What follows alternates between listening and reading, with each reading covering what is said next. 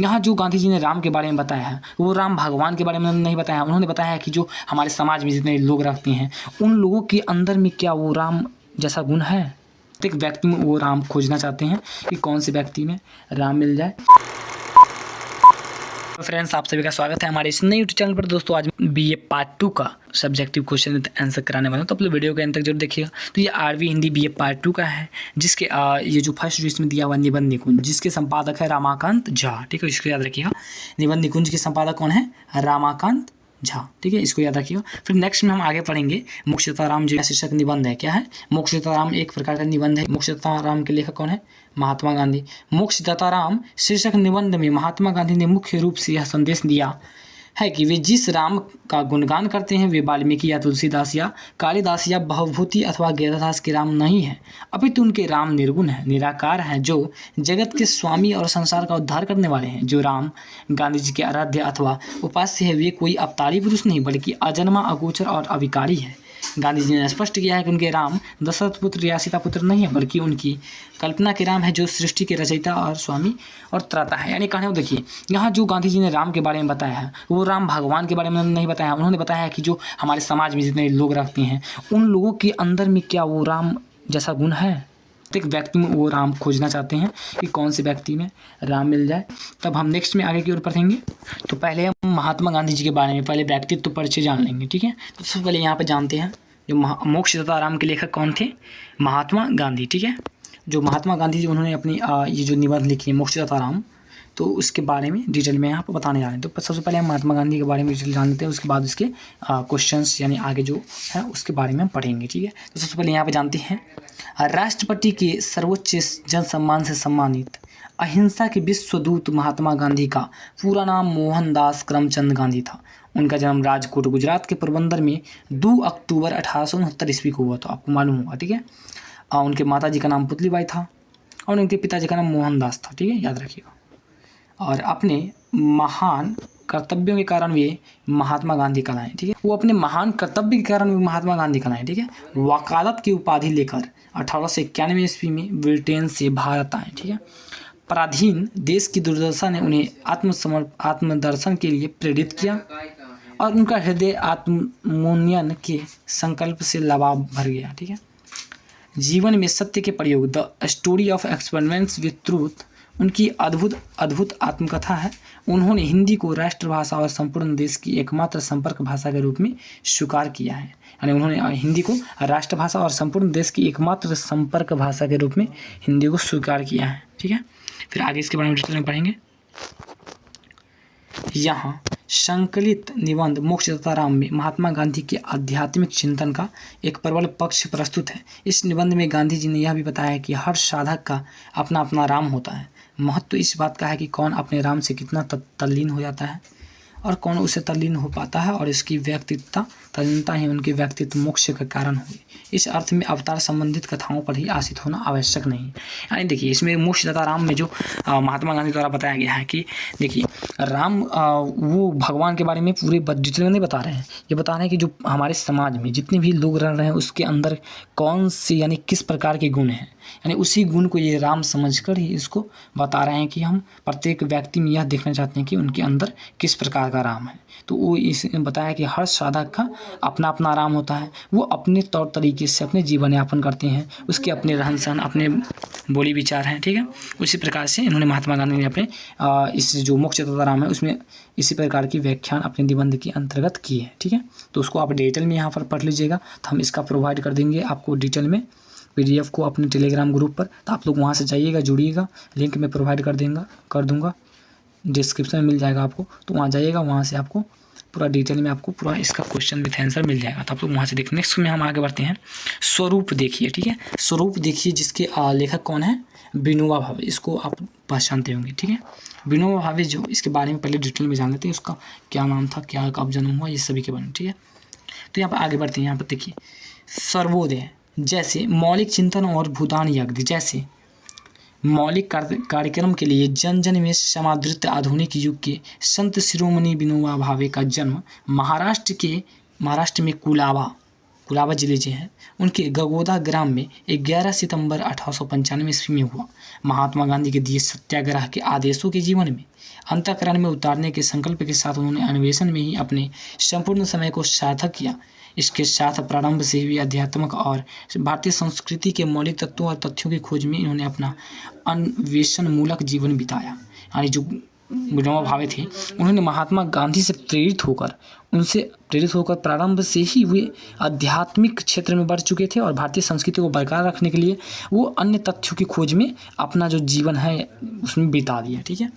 मराठी भाषा बहुभाषाविद विनोबा ने बड़े सहज रूप से हिंदी भाषा को राष्ट्रभाषा के रूप में स्वीकारा ही नहीं, अपने मूल्य चिंतन को हिंदी के माध्यम में ही व्यक्त किया। अब देखिए, आप ध्यान से देखिएगा, वो ज़्यादातर मराठी भाषी भी थी और बहुभाषाविद यानी बहुत सारे भाषा के भी उसकी ज्ञानी थी। ठीक है, विनोबा भावे। और उन्होंने हिंदी को राष्ट्रभाषा के रूप में स्वीकारा ही नहीं, वो अपने अमूल्य चिंतन को हिंदी के माध्यम में ही व्यक्त किया। ठीक है, फिर आगे मिडिल में पढ़ें। यहाँ जो बताया गया आपको संकलित निबंध स्वरूप देखिए में आचार्य विनोबा भावे ने समाज सेवियों को अपने अंतर्दर्शन और आत्मचिंतन के लिए प्रेरित किया है। उनकी यह प्रयोग सिद्धि उपलब्धि है कि अपना आचार ही प्रचार का एकमात्र साधन है। ज्ञान और कर्म की जो शिक्षा हम दूसरों को देना और उसमें देखना चाहते हैं, उसे पहले अपने जीवन में उतारने की पूरी प्रक्रिया से गुजरना चाहिए। साधन बनकर ही कोई साधना का आदर्श उपस्थित कर सकता है।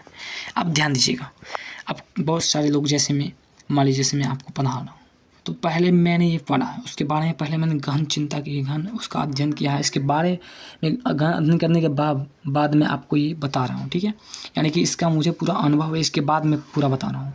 तो इसी प्रकार ये विनोबा भावे यहाँ बता रहे हैं कि अगर किसी दूसरे व्यक्ति को समझाना हो तो पहले उस बात को वो खुद अपने आप उतारें, अपने में उतारें, फिर उसको गहन चिंतन करके कि तब दूसरे में भी गहन चिंतन करके फिर अपने आप पहले गहन चिंतन करके फिर दूसरों में उसकी खामियां और उसकी जो बुराइयां हैं उस सभी को बताएं। पहले अपने अंदर वो खामियां को दूर कर लें। ठीक है, इसके द्वारा विनोबा भावे ने अपने इस हिंदी माध्यम के द्वारा स्वरूप भी देखिए, यानी खूब स्वरूप पहले अपना देखिए, फिर अपना जो जितना कमियां है उस सभी को दूर करके फिर दूसरों की कमियां को दूर करिएगा। ठीक है, तो इसके द्वारा इन्होंने अपने एक आदर्श भावना को इसमें उपस्थित किया है। आप लोग इसको पढ़िएगा, हमारे डिस्क्रिप्शन में जाइएगा, वहाँ टेलीग्राम ग्रुप में जुड़ करके वहाँ अंदर में जाने पर आपको PDF मिल जाएगा। ठीक है, तो आप लोग वहाँ से उसका पूरा डिटेल में अध्ययन कर सकते हैं। फिर नेक्स्ट में हम आगे बढ़ते हैं। विविधता में एकता, यानी इसके लेखक कौन है? आचार्य नरेंद्र देव। कौन है? आचार्य नरेंद्र देव। भारत में इस शिक्षा शास्त्री का जन्म 31 अक्टूबर 1889 ईस्वी में उत्तर प्रदेश के सीतापुर में हुआ। ठीक है, कहाँ हुआ था? उत्तर प्रदेश के सीतापुर में हुआ था। और 19 फरवरी 1556 में स्वर्गारोहण, यानी कुछ 11 और इधर 56 यानी 67 या सीमा इन्होंने अपने जीवन यानी इनका जीवन मात्र 67 वर्ष का था। ठीक है, 67 वर्ष का। लोकमान्य तिलक के नेतृत्व में 1920 में असहयोग आंदोलन में शामिल हुए। ये जो थे आचार्य नरेंद्र देव, वो लोकमान्य तिलक जयप्रकाश नारायण थे, उसके नेतृत्व में 1920 ईस्वी में असहयोग आंदोलन में शामिल हुए। तदुपरांत काशी विद्यापीठ में अध्यापक बने, आचार्य बने और वहाँ के कुलपति भी बने। 1934 में उन्होंने जयप्रकाश नारायण, डॉक्टर राम मनोहर लोहिया द्वारा ये अपने साथ मिलकर के अपने अग्रदूत की भावना में उपस्थित हुए और जिसके द्वारा इन्होंने अपने विविधता, यानी देखिए विभिन्नता होने के बावजूद, यानी देखिए जाति प्रथा को नहीं देखना है, कोई भी जाति को हो अपने देश की रक्षा के लिए सभी जातियों को एक साथ होना बहुत ही जरूरी है।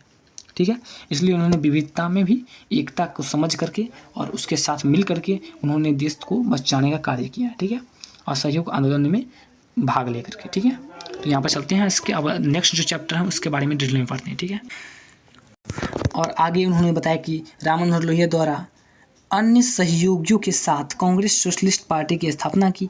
इस संबंध में भारत के राष्ट्रीय आंदोलन का इतिहास उनकी प्रसिद्ध पुस्तक है, यानी भारत के राष्ट्रीय आंदोलन का इतिहास जो उनकी प्रसिद्ध पुस्तक है। और बौद्ध दर्शन नामक ग्रंथ पर साहित्य अकादमी पुरस्कार से उन्हें सम्मानित किया गया था। ठीक है, राष्ट्रीयता और समाजवाद उनका प्रसिद्ध ग्रंथ है। यहाँ प्रस्तुत 2 निबंध उसके प्रसिद्ध साहित्य, शिक्षा एवं संस्कृति से लिए गए हैं। ठीक है, यहाँ संकलित निबंध विविधता में एकता आचार्य नरेंद्र देव विविधता में एकता हिंदू धर्म की सर्वग्राही समन्वयशीलता का एक अतरंग विवेचन प्रस्तुत करता है। अनेक ऐतिहासिक उदाहरणों और स्थितियों को प्रस्तुत करते हुए उन्होंने बताया है कि किसी भी धर्म की महत्ता को सहज रूप से स्वीकार कर लेने और उसे संपूर्ण सम्मान देने और उसकी सार्वभौमिक तत्वों को अपने में शामिल कर उन्हें मौलिक रूप में समुद्र की तरफ फैले रहने की अद्भुत क्षमता इस धर्म में है।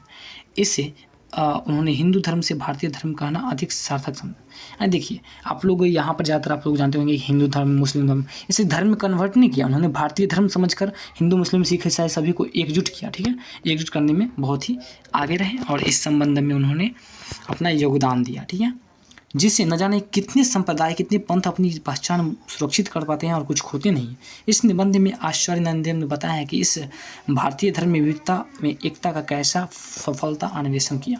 यानी उन्होंने अपने इस भारतीय धर्म में प्रत्येक धर्म को, किसी प्रकार की पंथ या फिर जितने भी संप्रदाय के लोग हैं उसे सुरक्षित पाते हुए कुछ उन्हें खोते नहीं देखा और उसके संबंध में वो साथ में मिलकर विविधता में एकता करके सफल अन्वेषण किया। ठीक है, तो आचार्य नंददेव को बहुत बहुत धन्यवाद जिन्होंने ऐसा काम करने का कार्य किया। ठीक है, फिर आगे हम नेक्स्ट में पढ़ते हैं मैं मजदूर हूँ। मैं मजदूर हूँ जिसमें भगवत शरण उपाध्याय ने एक मजदूर की भांति अपने आप को एक मजदूर की भांति रख कर इन्होंने इस प्रकार की रचना यानी निबंध लिखी। ठीक है, तो इसके बारे में पहले हम डिटेल में पढ़ लेते हैं। एशिया और भारतीय संस्कृति के व्याख्याकार और विचारक के रूप में इन्हें उल्लेखनीय ख्याति मिली है। किन्हें? भगवत शरण उपाध्याय को। ठीक है, इनका जन्म 1910 ईस्वी में बलिया जिला में हुआ। भारत के प्राचीन इतिहास और पुरातात्विक गहनता में इनकी बहुत ज़्यादा रुचि है और उससे भारतीय संस्कृति के स्वरूप को समझने में बहुत ही ज़्यादा सहायता मिलती है। यानी जो भगवत शरण उपाध्याय हैं उन्होंने भारतीय संस्कृति और यानी भारतीय संस्कृति के बारे में इतने ज़्यादा व्याख्या और विचार करके उन्होंने अपना जो ये निबंध जो प्रस्तुत किया है, जिनके बारे में भारतीय संस्कृति के स्वरूप को समझने बहुत ही ज़्यादा सरलता हुई है, यानी आसानी मिली है। ठीक है, फिर आगे डिटेल में इसको पढ़ते हैं। यह प्रस्तुत निबंध जो है सो मैं मजदूर में लेखक ने साहित्य व्यंग्य की भाषा में मजदूर जीवन की मजबूरी को समेटा है। संसार के सारे निर्माण की सारी भागीदारी निभाने के बावजूद भी उसका अपना कुछ नहीं होता। सर्वत्र निराकार उसकी नियति है और उसकी इस नियति पर सारा विश्व विदा है। विश्व भर में मजदूर की करुणा और पराभाव को देखने का समय किसी को नहीं। लेखक ने बड़ी धारदार भाषा में इस विश्वव्यापी व्यवस्था को उभारा है। तो यहाँ पर लेखक ने कुछ इस प्रकार से यहाँ पर दृष्टि में बताया है कि अपनी दृष्टि के हिसाब से कि मजदूर जो होते हैं वो देखिए कितना भी बहुत ज़्यादा कठिन परिश्रम करने के बावजूद भी वो एक झुग्गी झोपड़ी के हिसाब से रहते हैं और वो अपना जीवन यापन इतना कठिन करने के बावजूद भी इतनी गरीबी में बिताते हैं कि जितने जो बाहर के लोग हैं वो सभी इन्हें विश्व यानी कहने का मतलब पूरा विश्व में इसका बेदर्द है, यानी कहने का इसको हम बयां नहीं कर सकते। जिन्होंने मजदूरी की होगी उन्हें ये महसूस हुआ है, बट वो भी बयां नहीं कर पाता है। ठीक है, कि उन्होंने कितनी मजदूरी की है, इसको प्रत्येक लोग समझने पाते हैं। लेकिन इसके जो चैप्टर के लेखक जो भगवत शरण उपाध्याय हैं उन्होंने अपने हिसाब से अपने जो अंदर उन्होंने मजदूर की एक भावना को रख करके उन्होंने किसी इस प्रकार का निबंध लिखा है जिसको पढ़ने के बाद आपके भी आँख से आंसू छलक आएंगे। ठीक है, तो इसको आप अवश्य पढ़िएगा। तो यहाँ पर इन्होंने विश्व भर के मजदूर की करुणा और प्रभाव को देखते हुए इन्होंने ये निबंध लिखा है। ठीक है, मैं मजदूर हूँ। इसमें बहुत ही ज़्यादा गहनता रूप से इसको वर्णन किया गया है, तो आप लोग ज़रूर इसको पढ़िएगा, आपके एग्जाम में ज़्यादातर आने के चांसेस रहते हैं। ठीक है, फिर नेक्स्ट में जो क्वेश्चन है अगले जो चैप्टर हैं वो महाकवि बाणभट्ट की सृष्टि और दृष्टि, यानी जिसके जो लेखक है डॉक्टर वासुदेव शरण अग्रवाल है। ठीक है, फिर इसके बारे में डिटेल में यहाँ पे जानते हैं वासुदेव शरण अग्रवाल के बारे में। ठीक है, तो भारतीय संस्कृति और भारतीय साहित्य और संस्कृति के क्षेत्र में गंभीर अध्येता के रूप में इनका नाम देश के अग्रणी विद्वानों में है।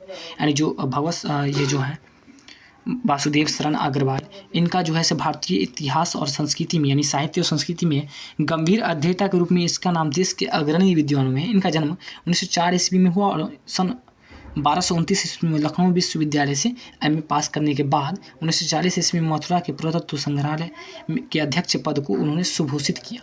तदुपरांत 1946 से 51 तक उन्होंने भारतीय पुरातत्व विभाग के अध्यक्ष का काम बड़ी प्रतिष्ठा और सफलता के साथ किया। यहाँ प्रस्तुत निबंध भागवत महाकवि बाण की सृष्टि और दृष्टि का अद्वितीय सृजन शक्ति का विवेचन प्रस्तुत करता है। संस्कृत साहित्य में वे एक युग परिवर्तक ही नहीं, एक असामानांतर गद्यकार भी हो गए हैं, जिनके गद्य कृति में एक संपूर्ण महाकाव्य की संपूर्ण विशेषता परत दर परत सिमटी हुई है। डॉक्टर अग्रवाल ने उनके संबंध में इसी संबंध में लिखा है कि 7वीं सदी की भारतीय संस्कृति का रूप चित्रण करने के लिए बाणभट्ट किसी विशिष्ट कला संग्रह से उस संग्रहाध्यक्ष की भांति है जो प्रत्येक कलात्मक वस्तु का पूरा ब्यौरा कर पाते हैं। तो इसके बारे में इन्होंने जो कि महाकवि यहाँ पर बताया कि वासुदेव शरण अग्रवाल डॉक्टर यानी महाकवि बाणभट्ट जो थे, उनकी जो लिखी गई है सृष्टि और दृष्टि, उसके उन्होंने उसी में से कुछ डिटेल में अपने जो कुछ शब्द एकत्र किए हैं और उन्हें आपने प्रस्तुत इस ग्रंथ में उन्होंने अपने बयां किए हैं। तो आप लोग इसे भी ज़रूर पढ़िएगा। फिर नेक्स्ट में यहाँ पर व्यक्तित्व परिचय, ये तो मैंने पहले ही पढ़ा चुका हूँ। तो आप लोग देखिए इसी प्रकार के सेम क्वेश्चंस आपके एग्जाम में पूछते रहते हैं, तो आप लोग इसको डिटेल में पढ़ करके और इसको याद रखिएगा, ठीक है। तो इसका जो पूरा लिंक मैंने पहले बता चुका हूँ कि इसका लिंक जो है सो हमारे डिस्क्रिप्शन में जाइएगा, वहाँ पर आपको टेलीग्राम का लिंक मिलेगा जिसमें आपको प्रत्येक क्वेश्चंस का PDF प्रोवाइड हो जाएगा, ठीक है। तो आप लोग वहाँ से जाकर के जुड़िए और वहाँ से आप देखिए। तो मिलते हैं नए वीडियो में नेक्स्ट जो टॉपिक है उसके साथ। अगर आपको सजेस्ट करना हो तो हमें सजेस्ट कर सकते हैं कि किस प्रकार का टॉपिक लेकर के आएँ, तो हम उस पर भी वीडियो बना सकते हैं, ठीक है। तो मिलते हैं नए वीडियो में नए टॉपिक के साथ। तब तक के लिए धन्यवाद। जय हिंद, जय भारत।